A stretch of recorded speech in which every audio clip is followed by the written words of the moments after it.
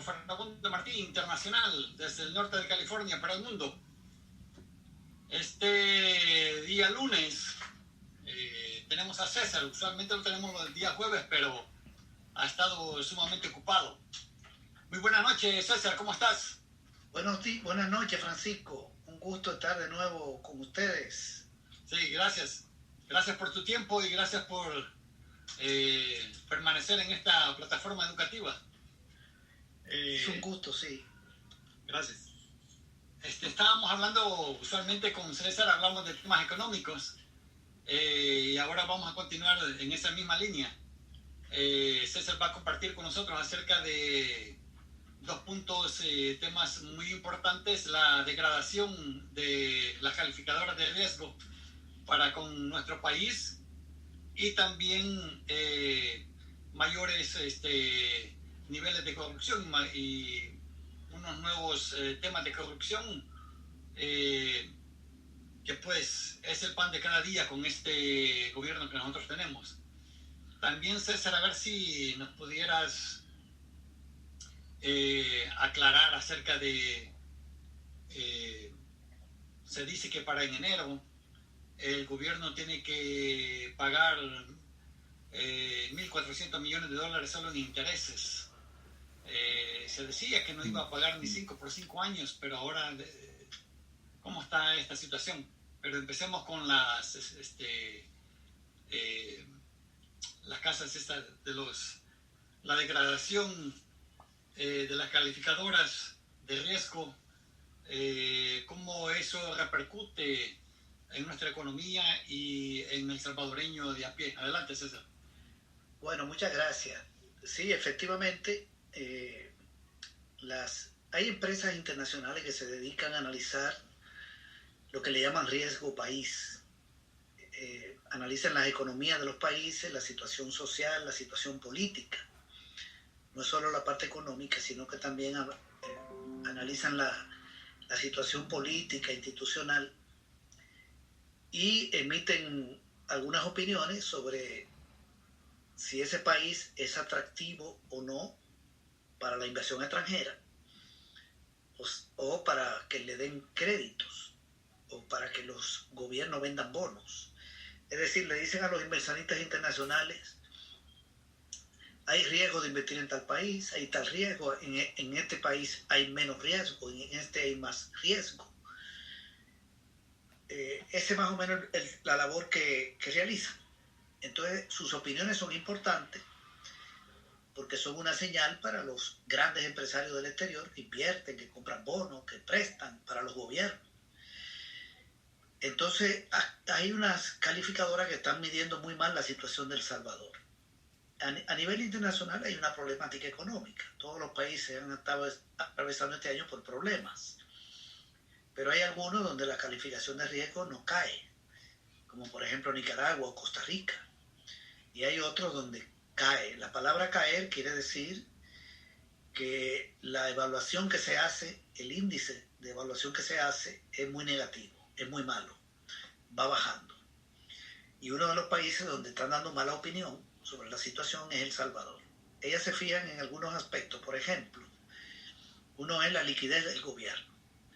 El gobierno de El Salvador en realidad no tiene problemas financieros porque le han aprobado mucho dinero de deuda y ha conseguido, además, vendiendo letras del tesoro, pero han estado haciendo un mal uso de los recursos y a esta altura de juego no se sabe por cuánto puede andar la corrupción pública, que es evidente.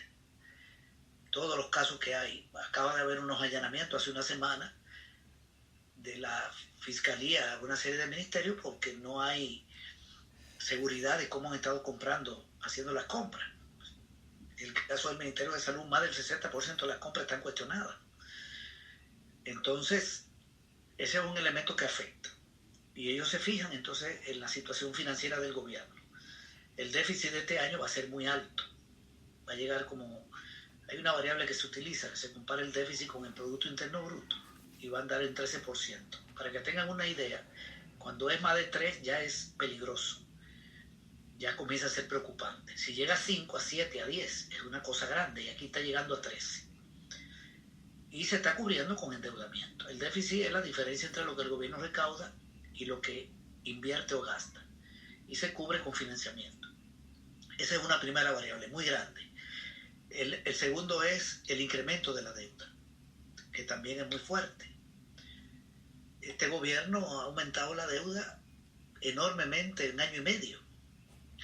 La aumentó en año y medio en términos porcentuales en una cantidad mucho mayor que los 10 años del gobierno del FMLN, solo en año y medio. Y a partir de ese problema de la deuda y de la liquidez, se fijan en otra variable, que es, por ejemplo, qué capacidad tiene el gobierno de que le presten del exterior. Y se está disminuyendo ya la capacidad de recibir préstamos. De préstamos, vamos a aclararlo bien, porque hay varias formas de endeudamiento. Una forma de endeudamiento es que el Banco Mundial le haga un préstamo al gobierno, el Fondo Monetario, o el gobierno de Estados Unidos o el de Japón. Por ahí no hay tantos problemas. Pero la otra es cuando el gobierno de aquí vende bonos y lo compran empresarios. Y esos empresarios le dan dinero. Los bonos son títulos valores, papeles legales que emite el gobierno. Lo compran empresarios y le dan el dinero y el gobierno le paga ese dinero durante un plazo largo, 20, 15, 30 años y con una tasa de interés. Ese es el bono. Ese es el que se está dificultando, colocar bonos. Justamente porque los inversionistas del exterior están viendo el país con muchos problemas económicos, con una caída de la producción, con un gobierno manejando mal las finanzas públicas, un caos en el manejo de la finanza, gastos que no se sabe cómo lo están haciendo, ocultan los problemas de caja. Llegaron a decir en una reunión con el Fondo Monetario y el BID que no tenían dinero. Alarmaron al Fondo Monetario porque el Fondo Monetario sabe qué dinero tienen y se preguntan, y si no tienen, entonces ¿qué habrá pasado con eso? Al final acaba de decir la Corte de Cuentas que cuando no le pagaron a las alcaldías y no le pagaron al Ministerio a la Asamblea y al órgano judicial, le sobraba el dinero. Y eso nosotros lo sabemos. Pero ocultan eso y mandan una imagen de que tienen problemas financieros. Entonces eso ahuyenta más las cosas. Entonces dificultad para colocar préstamos en el exterior es otra variable en la que se fijan. Dificultad para conseguir dinero en el interior, vendiendo bonos. Ese es otro problema. Generalmente lo compran los bancos y las AFP y ya eso llegó al tope. Está muy difícil que sigan recibiendo préstamos de la banca y de las AFP. Las AFP le prestan obligatoriamente para pagar pensión, pero me refiero a otros préstamos o venta de bonos que hace el gobierno para recibir dinero que no es para pensión. Entonces, dificultad para conseguir deuda interna. Otro problema en el que se fijan. Otro problema en el que se fijan tiene que ver con una variable política, que es la incertidumbre que hay en el país. Este es un gobierno el que tenemos que no respeta el marco legal, que violenta la Constitución, violenta las leyes, la policía no respeta el órgano judicial, el Ministerio de Defensa no respeta el órgano judicial, la policía no respeta las decisiones de la Asamblea Legislativa. En un contexto como ese, ellos ven riesgos políticos y hay unas elecciones que están cerca. Entonces, una situación como esa, a un empresario dice, yo me voy a ir a meter a El Salvador, ¿ahí qué pasa? En cualquier momento puede haber un golpe de Estado, puede haber un exabrupto del presidente de la República, un ataque a la Asamblea, un ataque al órgano judicial. La policía no respeta a nadie, porque Bukele le dice que no respeta ninguna orden de ningún juez ni de la Asamblea. Es decir, la ha colocado fuera de la ley. Tenemos un presidente fuera de la ley, que no cree en la democracia. Eso influye también en términos de la percepción del riesgo país. Y ha sido valorado por estas calificadoras en el último informe que han presentado. También el tope a que ha llegado una deuda que le dicen deuda flotante, que es la deuda del ETE, que es cuando el gobierno emite papeles y se lo da a los bancos y los bancos le dan el dinero y el gobierno se lo tiene que pagar en un año. No pasa por la Asamblea Legislativa. Pues ya llegó a 1.450 millones de dólares, más o menos, y ya no puede emitir más. Es como que una persona topó la tarjeta de crédito. Una persona que tiene una tarjeta de crédito que puede hacer uso de $2,000 y ya llegó a $2,000. De ahora en adelante lo que tiene que hacer es pagar. Entonces, eso no está en el presupuesto. Y esa deuda de más de 1.400 millones tiene que ser pagada en un año. En enero hay un vencimiento, en febrero hay otro vencimiento, en marzo hay otro vencimiento. Las letras que colocaron en enero de este año la tienen que pagar en enero del que viene. La que colocaron en febrero la tienen que pagar en febrero del año que viene. A más tardar, la que colocaron en marzo. Es así el plazo. Y arrastran una deuda de 1.400. Y no la pusieron, el pago de esa deuda no está en el presupuesto del año 2021. ¿De dónde van a sacar el dinero para hacer ese pago? Que es muy fuerte. En los primeros meses del año son cientos de millones de dólares. Entonces, claro, un empresario del exterior le pregunta a una calificadora de riesgo, ¿vale la pena comprar bonos? Y le dice, tenga cuidado. El gobierno tiene un gran déficit, hay corrupción. Es un gobierno que no respeta la ley. ¿Así están las cosas en El Salvador? Sí. No hay regla de juego. Entonces yo no me puedo meter ahí, porque si no hay regla de juego, se está hundiendo la economía. El gobierno ya está teniendo dificultades para conseguir más préstamos y vender más bonos, porque la deuda está muy alta. Ya no le puede conseguir más dinero vendiendo letes. Es decir, se están complicando las finanzas del gobierno y hay una deuda muy pesada. Y para colmo está cayendo la producción, el empleo. Tenga cuidado con invertir ahí. Entonces baja la calificación, es una señal. Si mejora la calificación, es una señal de que el país tiene buenas condiciones para que empresarios de otros países le presten y organismos multilaterales. Ese más o menos cómo que funciona este negocio. Y las calificadoras están bajándole la puntuación a El Salvador. Yo creo que influye mucho no solo el tema económico, sino el tema político, porque aparece dentro de los 7 aspectos que tomaron en cuenta: la deuda, la caída de la producción, el problema de caja, el problema de conseguir préstamo en el exterior, de conseguir préstamo interno, el problema de las LETE y el problema de la falta de institucionalidad y de cumplimiento de las reglas de juego. Y el responsable de todo eso, del desorden político, del desorden de las finanzas públicas, del irrespeto a la institucionalidad, es el presidente de la República. Porque aquí no se ha colocado nunca fuera de la ley la Asamblea Legislativa, ni se ha colocado en la ilegalidad jamás el Procurador para la Defensa de los Derechos Humanos, ni lo ha hecho ningún juez.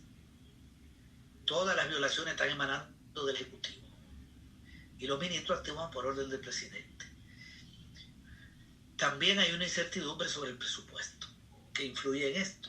El presupuesto que se presentó para el año que viene, que es un presupuesto irreal, que tiene inflados los ingresos y no cubre todos los gastos.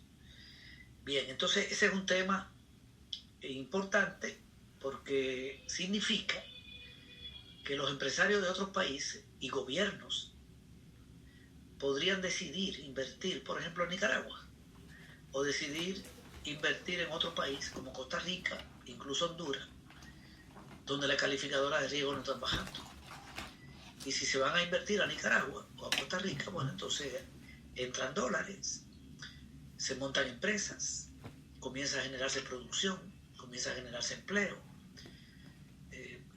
crece la economía, crecen los ingresos del gobierno, el gobierno tiene más dinero para invertir en salud, en educación. Y aquí no recibimos esos beneficios, porque la inversión extranjera está ahuyentada. Ok, entonces este es un escenario que tenemos en este momento en El Salvador y que podría agravarse en los próximos meses, porque el presidente de la República no está interesado ni siquiera en la integración regional. Está aislado de los mecanismos de integración regional. Mucho menos va a estar interesado en darle normalidad a este país cuando lo que está en una lucha interna de cara a las elecciones de febrero. Sigue difamando y atacando a la oposición política. Ok, eso era lo que te quería comentar sobre este tema, Francisco.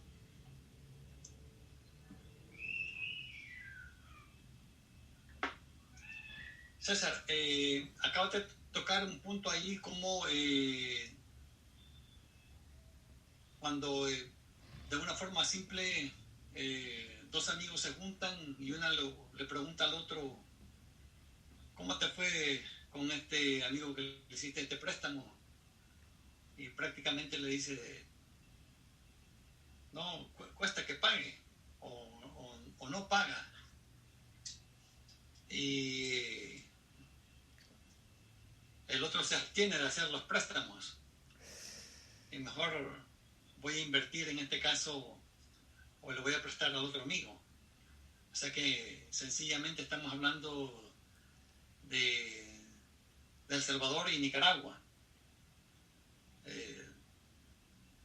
Prácticamente la economía nicaragüense está en mejores condiciones, el gobierno está en mejores condiciones y el control de la pandemia está en mejores condiciones. Tiene la vacuna rusa, leí una noticia de que están poniendo una fábrica que puede producir hasta 10 millones de unidades mensualmente. Todo esto es muy atractivo para un inversionista. En el caso de El Salvador, se hace mucho más difícil, como vos lo acabas de mencionar.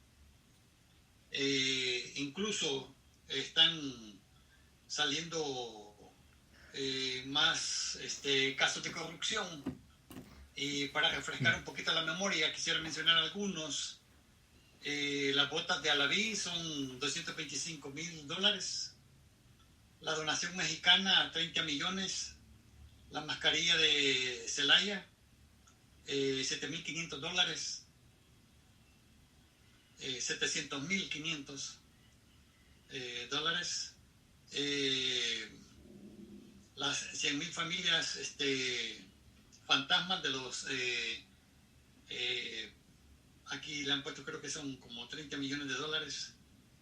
La cafetería de Alaví de $1,300. La oficina de Alaví de $54,000.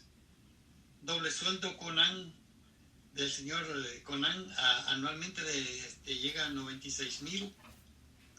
Afinado de pianos del Ministerio de Cultura, que fueron 25,000. Y los paquetes agrícolas de Anliker, que abarca $23 millones. Pero nos has mencionado que siguen saliendo más, César. ¿Cuáles serían estos otros actos de corrupción en la cual este gobierno está cada vez de una manera desenfrenada, sacando mayores actos de corrupción? Adelante, César. Bueno, mira, sigue habiendo un tema ahí que tiene que ver con el hospital del CIFCO, el Hospital El Salvador, donde llegó a exponer ahí a la Asamblea Legislativa el subdirector del hospital. Le pidieron que llegara para que hablara sobre la situación tal y cómo iba todo lo de la construcción, cuándo iban a terminar esas instalaciones, y no se sabe. Dejó más dudas que aclaraciones el subdirector cuando llegó. Hay un cuestionamiento hay una investigación que tiene la Fiscalía General de la República sobre el uso de los recursos del hospital. Y el área de hospitalización solo funciona en la estructura del CIFCO y no se conocen avances en la construcción en el área de parqueo, donde hay una inversión millonaria también, no es de 10,000 ni 15,000 dólares. Bastante extraño lo que está pasando en el hospital. Y llama la atención que el hospital tiene 1,000 camas, de las cuales 300 son de UCI, y solo tiene 18 médicos intensivistas contratados. O sea que cada médico tendría que atender 16 camas para darle atención a todos si se llenara. Han hecho una inversión millonaria en un hospital que va a tener sobreoferta con respecto a la demanda real de recibir personas afectadas. Solo eso y el cuestionamiento de la fiscalía ya llama la atención, porque ¿a qué se debe una inversión tan elevada y tanta efectividad? Porque ahí la tasa de letalidad que se está dando es de 33%. Está muriendo 33 de cada 100. Fíjate que la tasa de letalidad del COVID a nivel internacional anda por el 2%. Y en este hospital está en 33%. Y está todo ese tema del área de parqueo. Da la impresión de que han hecho grandes negocios en las compras públicas. A uno se le dificulta dar una opinión concreta, ¿verdad? En el sentido de una acusación directa, porque además está peligroso. Porque eso tiene que ser probado por el órgano judicial. Pero hay indicios fuertes de la Fiscalía, indicios de la Corte de Cuentas y este abultamiento en el equipamiento que no responde a las posibilidades reales de funcionamiento del hospital. Es decir, es un elefante blanco. Y ahí estamos seguros que tiene que haber un mal uso de los fondos. El otro problema que estamos teniendo es el de la declaración jurada del ministro de Hacienda. El ministro de Hacienda ha decidido no dar declaración jurada sobre el presupuesto del año que viene. Y conecta esta decisión con unas declaraciones que acaba de hacer el expresidente del Banco Central, el que renunció o lo hicieron renunciar, que dijo que le pidieron la renuncia porque él demostró, y tenía que hacerlo, y lo dijo en la Asamblea, que el gobierno disponía de más de 1.700 millones de dólares, cuando estaba diciendo que no tenía ni un peso partido por la mitad. Y la Corte de Cuentas acaba de decir que el gobierno tenía cientos de millones de dólares, creo que habla de 170 millones, no estoy seguro, en el momento que le estaba retrasando los fondos a las alcaldías y le estaba retrasando el pago a la Asamblea Legislativa y al órgano judicial. Entonces, ese desorden en el manejo presupuestario, que no tengo dinero, el Banco Central dice que te sobra el dinero, el presidente dice no tengo dinero, la Corte de Cuentas dice tengo dinero, no paga, no transfiere los fondos donde por ley debe transferirlos. Todo ese enredo financiero viene a confirmarse en el sentido de que el manejo lo más probable que sea corrupto de los recursos, con la negativa del ministro a firmar una declaración jurada sobre el presupuesto del año que viene. Y también ya habían renunciado los ministros. Entonces, sigue saliendo este problema, vinculado en este caso más al Ministerio de Hacienda. Porque resulta que el presidente del Banco Central estaba hablando de 1.700 millones y la Corte de Cuentas está hablando de 170 millones. Está hablando de que tienen dinero, pero la cifra que da es menor. Entonces, aquí estamos hablando de más o menos, si a 1.700 les restamos 170, nos quedan más de 1.500 millones de dólares que uno no sabe dónde están. Porque las cuentas no son difíciles. Aquí se trata de suma y resta. Aquí se trata de que un dinero entra al Banco Central y el Banco Central se lo pasa a Hacienda. Un préstamo al Banco Central y ahí pasa Hacienda. Un bono entra al Banco Central y pasa Hacienda, y una donación. El Banco Central sabe lo que le dio Hacienda. Y luego Hacienda te dice, he recaudado tanto. Y uno lo ve y el presidente del Banco Central dice, bueno, ha recaudado tanto de los tributos, pero del Banco Central le pasamos tanto, debería tener tanto. Y resulta que el presidente aparece diciendo que no hay dinero. Entonces, ese tema está sobre el tapete. Y el FMLN acaba de poner una demanda ante la Sala de lo Constitucional por el retraso de los fondos a las alcaldías. Vamos a ver qué sale sobre esto, porque esa demanda tiene que obligar ahora a la Fiscalía a hacer un estudio para verificar si ese retraso se justifica o no. Bueno, no puede decir que se justifica. Me quiero adelantar a decir esto, porque tenía que dar el 10% de los recaudados, y ha recaudado menos, pero ha recaudado. En vez de haber recaudado 4.500 millones, ha recaudado 4.000 en el año, pero ha recaudado. La única forma que se justifique es que no se recaude ni un 5, pero el Ministerio de Hacienda está recaudando 350, 400 millones mensuales.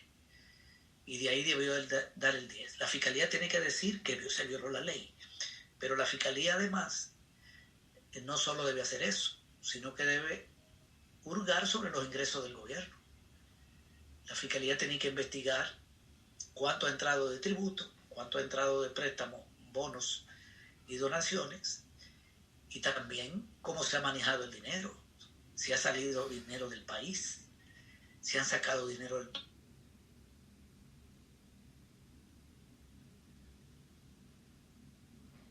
Se nos congeló. desagradables. Bueno, aquí está, no.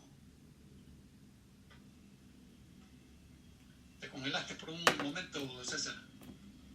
Sí, hubo un problema en la conexión de internet. Yo decía que si la Fiscalía hace una investigación que llegue a fondo, nos vamos a enterar aquí de muchas cosas desagradables en el manejo presupuestario. Esa es la temática que hoy yo veo más importante, más que la de los propios casos que siguen saliendo en los ministerios. Por ejemplo, con lo de la investigación que hizo la Fiscalía, ya está claro que más del 60% de las compras que ha hecho el Ministerio de Salud están cuestionadas. César, ese es un hecho público. Ajá. César, la demanda que pone el FMLN con relación a los 75 millones de dólares que habló Bukele. Sí, primero sobre el préstamo, pero también creo que están metiendo demanda por el tema de lo del FODE, el tema del FODE. Y la demanda la están metiendo contra el ministro de Hacienda, porque es el responsable directo, aunque se sabe que el ministro actúa por orden del presidente. Pero de acuerdo a la ley es el ministro. Tiene que responder por este problema. También está lo de los 75 millones, pero esa parte se destrabó.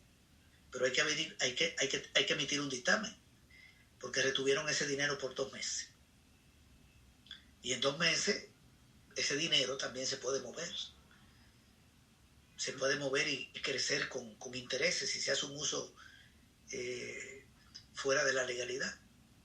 Por ejemplo, se puede colocar en un banco, de ahí agarrar intereses, hacer corrupción y finalmente aparece el dinero, pero se movió en 2 meses.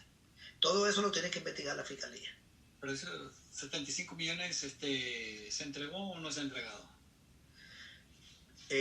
Yo no tengo la información de si ya están desembolsándolo, pero lo más probable es que lo hayan hecho, porque ya hace más de un mes no sé si es más de un mes, pero ya hace unas semanas que eso se destrabó. Esa parte se destrabó. Pero el retraso de 2 meses sí da pie. En 2 meses se puede perder $1 millón. Es decir, se puede hacer uso de un dinero, moverlo, ganarse $1 millón, que ese millón no aparezca y aparecen los 75. Eso se puede hacer. Me refiero, cuando digo que se puede, no es porque la ley lo permita, sino porque la maña da para eso. O sea que cuando estamos hablando de retrasos es porque tal vez hay transacciones fraudulentas detrás de todo esto. Pueden hacerse transacciones fraudulentas. Si la Fiscalía no lo investiga así, se pueden hacer transacciones con una cantidad de dinero bastante grande. Todo eso ocurre o puede ocurrir. Claro. Imagínate en el caso de las alcaldías, que son 180 millones, el retraso de 5 meses. Y ya estamos hoy a 23 de noviembre, van a ser 6 meses. Y el dinero existe. ¿Cuál es el sentido de la retención del dinero? No puede ser solo el interés político de afectar a las alcaldías. Ese es un interés, obviamente. Y un interés del presidente de decir que no tiene dinero porque lo trajo a la asamblea. Pero ese dinero se mueve. El movimiento de ese dinero es el que tiene que investigar la Fiscalía. Acuérdate cómo se movía el dinero, por ejemplo, en el caso de Paco Flores. Claro. Una donación de Taiwán. ¿Qué pasó con esa donación? La depositaron en el banco Bucatlán de Cristiani. que fue en el gobierno de Paco, por allá por el 2001, donde Cristiani todavía era el mayor accionista del Banco Bucatlán. De ahí se va al Banco Bucatlán de Costa Rica. Uno de los dueños era el presidente Calderón, el expresidente Calderón. De ahí se va a un banco en Miami, de los Poma, donde los Poma tienen acciones, y de ahí termina en la Bahama. En todo ese movimiento que hubo de una cantidad de dinero que nunca se supo bien cuánto era, porque Paco Flores dijo, yo creo que eran 5, podían ser 10, 15, 20, no sé si llegó a 30. Él llegó a burlarse. En todo ese movimiento, si el banco, por ejemplo, de Costa Rica lo tuvo un año, prestó ese dinero, hizo negocio con ese dinero y ganó intereses, porque prestan y ganan intereses. Y no lo recibió el Estado salvadoreño. El banco de los Poma en Miami lo cerraron, por cierto, allá. Y en Costa Rica cayó preso Calderón. Ese expresidente cayó preso, socio de Cristiani.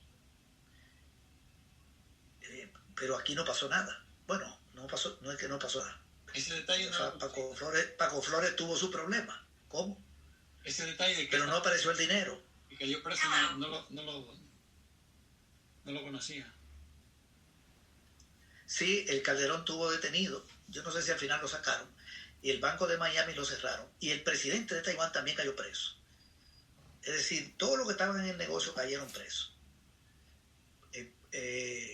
El presidente de Taiwán le dio dinero al gobierno aquí, desde la época de Calderón, parece, para que mantuvieran las relaciones con Taiwán. Lo mismo hicieron con Guatemala. Y el presidente Portillo cayó preso y admitió eso para que le bajaran la pena. Era una mafia. Los gobiernos chantajeaban a los taiwaneses. Y eso lo pudo haber hecho Paco. Pero el dinero se mueve por los bancos, que este es el asunto. Entonces imagínate el dinero del FODE depositado en el Banco Agrícola. Y el Banco Agrícola prestando y ganando intereses con un dinero del Estado que debió ser transferido a las alcaldías para que se hiciera una obra en 2 meses. Imagínate un préstamo de 180 millones, poner un préstamo de 100 millones de dólares a 12% de interés. Estás hablando de un interés mensual. Si son 100 millones en 2 meses, son 2 millones de dólares. Así de sencillo. Así de sencillo. No estamos hablando de los 300, de los 400 millones, pero no es cualquier cifra. Y de ahí puede terminar 1 millón en nuevas ideas para la campaña electoral. Bien, entonces, el tema aquí de la corrupción, eso está...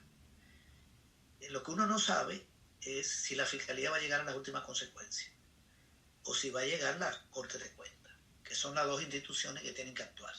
Y en caso de que la Fiscalía someta el recurso, someta a justicia a determinados funcionarios, habría que ver entonces si va a funcionar el órgano judicial. Por eso es tan difícil todo esto. Pero mira, yo creo que en la opinión pública está claro que este gobierno es corrupto. Claro. César, ante esta situación de que el gobierno no puede hacer pagos y, como vos lo has dicho, ¿de dónde va a sacar el dinero? ¿Nos estamos acercando a los préstamos buitres o al corralito? Yo creo que más a los préstamos buitres. A los préstamos buitres, es decir, a conseguir préstamos a tasas de interés altísimas, de usureros, pero también a la posibilidad de que el gobierno no pueda colocar más bonos. Hay un préstamo de 300 millones que está negociando ahí, que posiblemente se lo aprueben, del BID y del Banco Mundial, como parte de los 2.000 millones. Pero el problema grave lo tienen en los bonos, porque los préstamos, los organismos multilaterales siguen prestando en el marco de la emergencia. Pero tienen que colocar bonos todavía por 655 millones de dólares, de los 1.000 aquellos que le aprobaron. Eso lo tiene difícil. Y para el año que viene, quiere colocar bonos por 1.343 millones. Hay 2 caminos. Uno, que no lo coloque. Y el otro es que lo coloque a una tasa de interés de 12-13% o más alta, con un plazo de pago de 8 años. Eso sería terrible. Los gobiernos del FMLN vendieron bonos a 6%, a 7% y pagadero en 30 años. salvo en el año 2017 cuando le tronaron ahí, la sala de lo constitucional le generó problemas a la finanza pública, que se vendieron bonos por 8 y pico de intereses y por un periodo de pago creo que de 12 años. Pero fue por una afectación financiera que hizo la sala de lo constitucional. En este caso a Bukele nadie le está bloqueando nada, nadie le está bloqueando recursos. Es al revés, le han dado todo el apoyo para que se endeude. Un apoyo que trasciende las necesidades, con los 1.000 millones que le aprobó la derecha. Estos 1.000 millones que son los jodidos. Y puede llegar un momento en que el país no sea sujeto de crédito. Yo creo que hacia ahí se está empujando con esta calificadora de riesgo, ¿verdad? Yo creo que lo que están diciendo la calificadora es: ya no compren bonos y no vayan a invertir en El Salvador. Ahora, préstamos del BID, del Banco Mundial, eso siempre están como posibilidades. Esos organismos prestan, tienen otra lógica. Y también hacen su negocio prestando. Pero son organismos de las Naciones Unidas. Pero cuando ya se trata de bancos privados, de inversionistas privados, la situación es más complicada. Ya ahí no eran criterios de emergencia, de financiar una carretera, financiar un puerto, no opera nada de eso, opera el riesgo del dinero, porque al final el Banco Mundial si quiebra, el Banco Mundial es de los estados, o el Fondo Monetario, no tiene un dueño privado, ni el Banco Interamericano de Desarrollo, sino que son los estados los que ponen el dinero que utilizan esos bancos. Y ellos también obtienen dinero de los préstamos que hacen, los intereses, que el dinero les rinde. Pero imagínate para el año que viene, lo que está pidiendo Bukele no es préstamos. Lo que está pidiendo son 1.400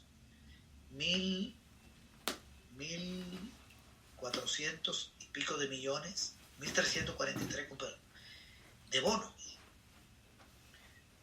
que no lo va a conseguir, o por lo menos no lo puede conseguir tan fácil, porque además la deuda va a cerrar en más de 22.000 millones de dólares, con un Producto Interno Bruto de 26.000. Es complicado.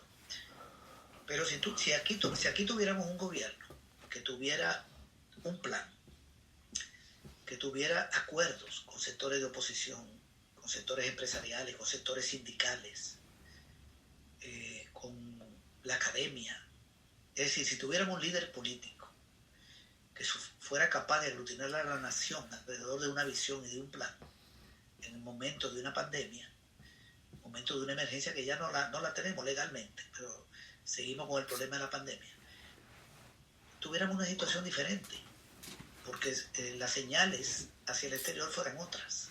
Vieran un país unido, con un presidente con un liderazgo, la oposición en el marco de la emergencia, hablando con él, apoyándole aquí, dándole iniciativa, él acogiendo iniciativa. Eso no quiere decir que cesen las contradicciones y las diferencias ideológicas. Pero cuando en un país, por ejemplo, hay un terremoto, la nación se aglutina alrededor del gobierno para buscar una salida al terremoto. Y la vida política sigue. Pero por el momento ahí se ha llegado a un acuerdo. Vamos a ponernos de acuerdo en esto, hacer una gestión. Pero este gobierno no habla ni con el colegio médico, con ningún especialista, con nadie. Su única política es el ataque. Desaforado. Eso lo tienen claro los organismos internacionales. Y también tienen clara la corrupción. Pero bueno, el país está dolarizado. Y no emite moneda. Tampoco se puede descartar en el futuro, eso puede llegar, que haya una escasez de dólares. Una escasez de dólares que obligue a dos posibles medidas. Una, volver al colón para recoger los dólares que están en la calle y ponerlos en el Banco Central. Eso no lo veo tan fácil para un gobierno de derecha. Y la otra es el corralito que tú dices. Es decir, ante una escasez de dólares, si quiere haber una corrida de los depósitos que tiene la gente, que tienen las empresas, el mismo gobierno, la banca, entonces que por ley se le impida a la gente sacar el dinero ante esa escasez de dólares. ¿Puede llegar ese momento? Sí puede llegar. el momento, porque el aparato productivo está muy afectado, las exportaciones han caído este año ya casi en $1.000 millones, por primera vez las remesas la superan, y el pago de la deuda es demasiado grande. O sea, el presupuesto ya para pagar deuda tiene montos demasiado altos y van a ser cada vez más altos por el endeudamiento. Y la dificultad de conseguir dólares por la vía de préstamo, sobre todo de bonos y de inversión extranjera. Esa variable es tan difícil. Entonces tú tienes la principal variable de generación de dólares, que son las exportaciones afectadas. Se pueden recuperar un poco, pero no van a volver a los niveles del 19 tan rápido. Se van a necesitar años. Otra variable de generación de dólares, que son los bonos, complicada por el riesgo país y el crecimiento de la deuda y por toda la situación. Otra variable generadora de dólares, la inversión extranjera, no me la imagino. Este año han llegado 41 millones. Nada. Y la remesa, que es la otra, esas sí han estado creciendo un poco, 2 puntos y pico hasta octubre, y el año que viene pueden seguir creciendo, pero no compensan la caída de las otras. Y la salida de dólares estas eran las entradas, y la salida cada vez más fuerte, porque hay que sacar más por el pago de la deuda, que es salida de dólares. Y cualquier crecimiento de la economía, cualquier reactivación, dispara las importaciones de maquinaria y materia prima, que son el 70%. Y las importaciones son salida de dólares. César, esa situación se puede presentar a finales del gobierno de Bukele o a mediados del gobierno de Bukele. La del corralito. César. O la de préstamo buitre, o la de discutir la vuelta al colón. Sí. Que la estaban discutiendo. César, sabemos del caso de Argentina, que es bastante aleccionador con esos préstamos buitres. Pero nuestro vecino Guatemala, nuestros hermanos están ahí bastante alterados supuestamente por una cuestión presupuestaria, del presupuesto, que lo consideran muy injusto.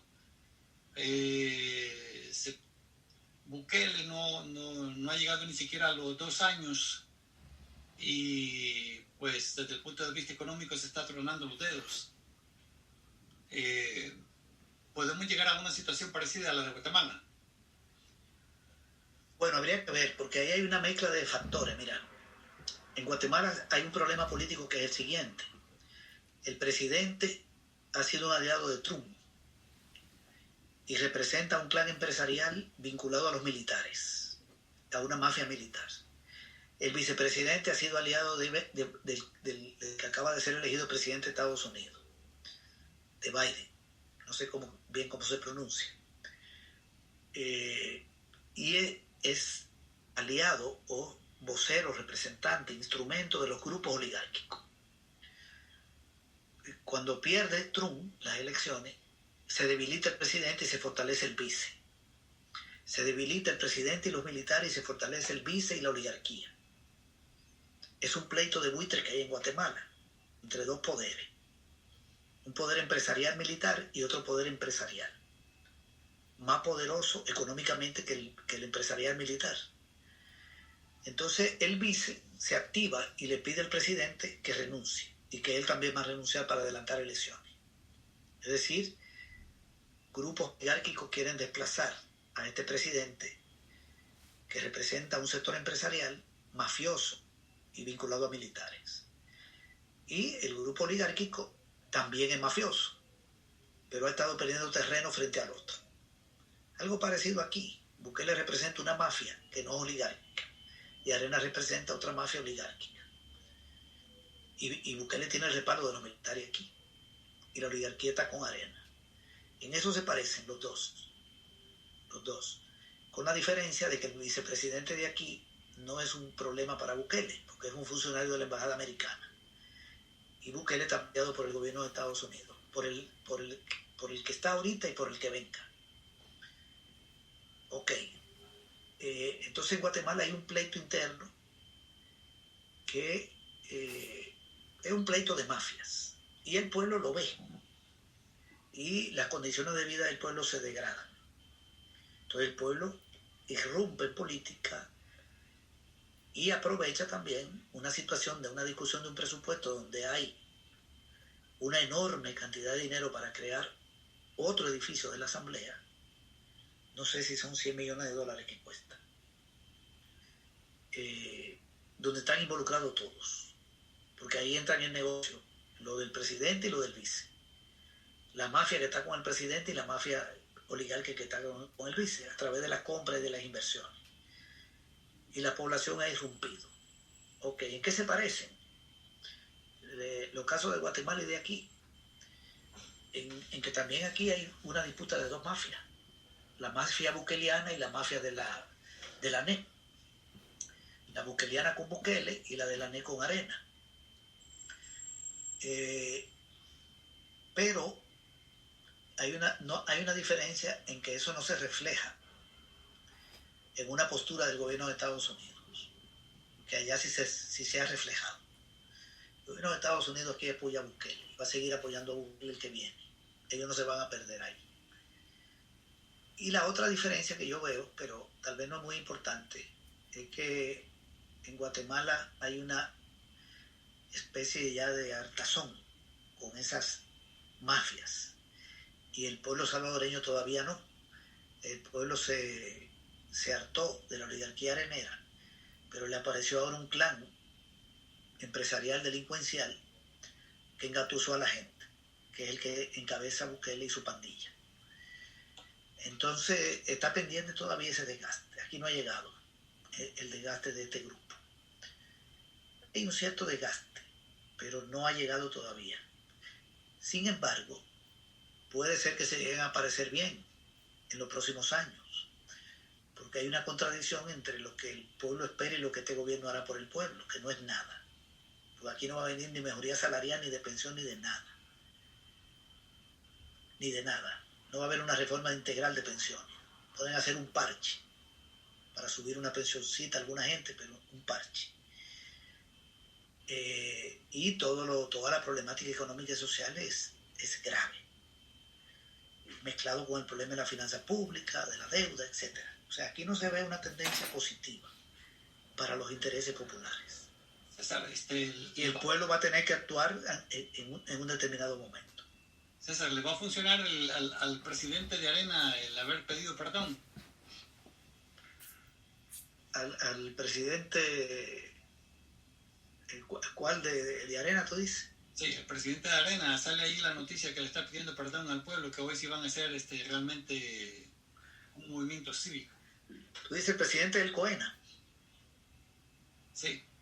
Sí, el presidente de COENA, ese es un desconocido. En este país nadie sabe quién es. Pero los que mandan en Arena son otros. Los que mandan son Cristian y Simán por un lado y los otros grupos oligárquicos por otro lado.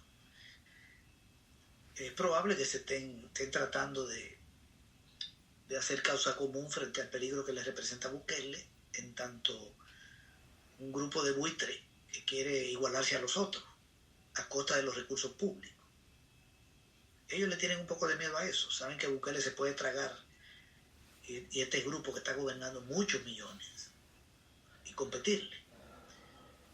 Pero Arena no tiene que pedir perdón de nada, porque es un partido que representa los intereses de la oligarquía y lo va a seguir representando. Ese perdón es una hipocresía.